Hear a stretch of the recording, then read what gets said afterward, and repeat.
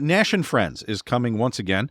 Episode 2 with Vince Russo. That's going to be Thursday, the 29th of June. I'm super looking forward to this. Dude, he is too. I got to tell you. You know what it is? Is Vince and I haven't spoken in so long. Yep. This is going to be good. And we, like, even when we were at TNA, it was like, we've always been friends, especially when he was just writing the magazine.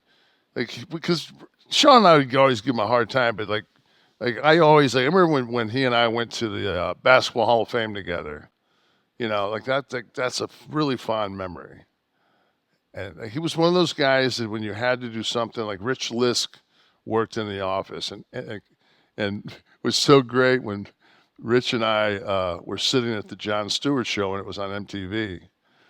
Mm-hmm, and Rich took me to the MTV Rock and Jocks, and I mean we went to NAPTY a couple times and got to go to the House of Blues, and VH1 put on a solo concert with Al Green, and in New Orleans. I mean, it was just like the things that we did together, but we were on a show, on the Jon Stewart show, and the first guest was Minnie Driver, and then I think I came out, and then the musical guest was Biggie Smalls.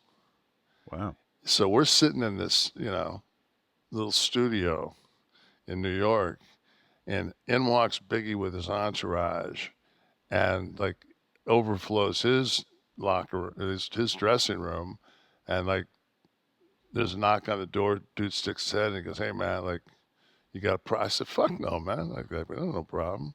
These guys are burning blunts. I'm hitting the blunts. We have a strict no weed policy, but I'm like, I'm sorry, but Biggie was here. Yeah, come on, yeah. Biggie clause." And he was just taking off, but he was like, you knew. Like, it wasn't like, because this was early. If it was the Jon Stewart show, we're talking 95, maybe 96. 95, right? Yeah.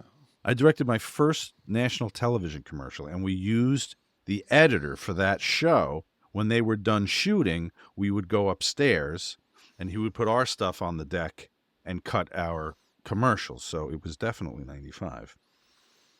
How was his weed? Was it much better than the average? I wasn't smoking at the time, so whenever I've seen that copy of that Jon Stewart tape before, and I am fucking. I mean, I come out, man. I'm like, I mean, I got to say this because I just did hand movements. Did you ever see when Bill Maher is talking about fucking Donald Trump dancing? And he says it doesn't matter how many times or where it's at. It's like, it's not the same clip. He says every time Donald Trump dances, it looks like he's jerking off two guys at the same time. Does kind of have that deal, doesn't it? The skiing thing, yeah. Yeah, it's just it's almost like that's once he gets put away, he'll be doing shit. But anyway, so Russo somehow. This is somehow related to Russo. Donald Trump will be put in some kind of fucking custody when Bitcoin hits $1 million. That's my Notre Dame prediction. Come on, this is a fucking witch hunt. Witch hunt. What happened here? I think there you go. He's not doing it though. For anyone just listening, we just got a still of Donald. I thought I had a fucking stroke there for a minute. Fucking shit went black on me. Jesus, how about a fucking? Thought you were back in. Give me the. Hey. You could really animate that because every still he's perfectly positioned to hold to be putting a couple in hogs. his mouth, and they're aiming right for his mouth. How is this related to Russo, by the way? Because we were on Russo, and then we got to Biggie's blunts. I guess. Okay, we will have to. Did you go to the show with Russo? Jon Stewart? Did he book? Oh no! This was how we segued into it, or segued. No, this was a subway. This was underground. Yeah, exactly. Segued. So I was talking about when you worked with WWE personnel that weren't wrestling related, that weren't like, bookers or whatever. And I put over the fact that Rich Lisk was one. That's how we got with Biggie. But Russo, I said how much fun I had when we went to the Hall of Fame and shot that for the magazine. So but Russo and I have never gotten a chance because, like, when I was, whatever you want, and we can have this discussion because I might have been head booker at the time, but he'll be able to go into depth of my of what I was working with in WCW. You're talking about, yeah, because they brought Vince and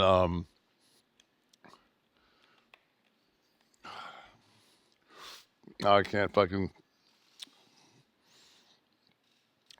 I can't think. I'm absolutely blind on his name. What was Russo's writing partner? Ed Ferrara. Yeah. Fuck. They brought Vince and Ed in at the same time. Yes. And they basically, I think they sat through one. We were kind of into writing a TV, and I think they sat through the process one time to just kind of watch how we were doing it. Mm-hmm. And then they were throwing. It wasn't like we were like they were just silent. They were like starting to put the show together and making their changes and starting their direction. But they also wanted to see, this was a completely different animal than that they were working on. Mm-hmm. And some of those parts would still be movable, with us, us gone. Yeah. So, but I think they kept Sullivan around. I don't know. I think they kept Sullivan. It was a very fluid time because there was the committee, which was, I think, after Russo and Ed left, right? That was when it was Sullivan and Dungeon of Doom, all that stuff. Well, we're going to get into it. Point is, we're going to get into it. And if you would like to join us. And the thing was, too, the thing you sent me that I listened to from kayfabe commentaries, like I didn't. So, I mean, I really wanted, we'll get a chance to talk to him before we go live, right? Sure. Yeah, I'd like yeah. to. Well, we could be here. Yeah, we could just do it here. Yeah, I'd just like to ask him a couple of things. I don't want to push this in any direction that he doesn't feel comfortable with. But I do have that. But there are some other people that are involved in the story that I wasn't aware of that I found kind of fascinating. Bro, you can ask me anything you want. Okay, I'm a freaking open book. That's what he's gonna say. Do it right now, and he'll give you that when we're with him. Pretty good.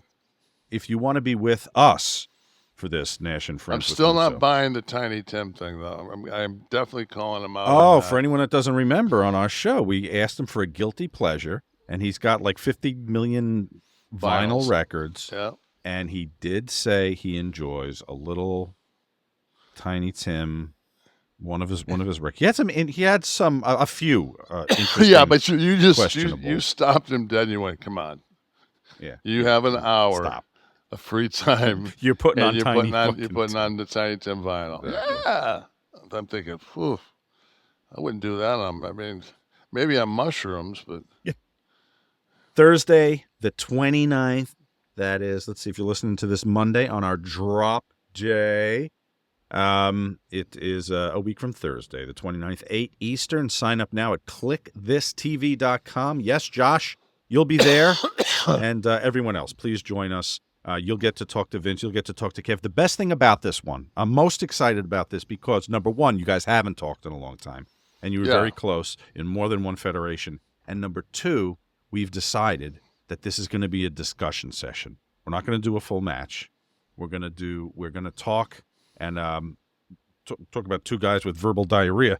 I'm going to be between both of them. So this is going to fill the 90 minutes in no time. The one thing that he and I always have agreed on is, fuck, if it's not a pay-per-view and it's a TV match, like I was watching Raw last night, and it's just like, if it's just a like they had a tag match at the end of the night, and I